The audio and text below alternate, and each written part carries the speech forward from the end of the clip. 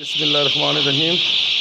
अस्सलाम वालेकुम जी दोस्तों, जश्न आज़ादी मुबारक। और ये माशाल्लाह फ्लाक आ गया जी हमारा, तो चेक करें 45-46 ग्राम का चूज़ा। दूसरे शेड का फ्लाक, शेड नंबर 2 माशाल्लाह जी, बेहतरीन चूज़ा, हल्दी चूज़ा महसूस हो रहा।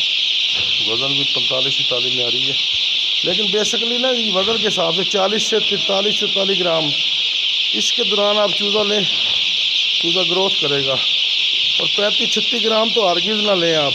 ये जो यंग ब्रीड कह के देते हैं ना जी, ये सब ढकोसला है, इसमें मिक्सिंग होती है, इसमें स्टार्टर चूज़ा मिक्स करते हैं, तो 35-36 ग्राम से अवॉइड करें।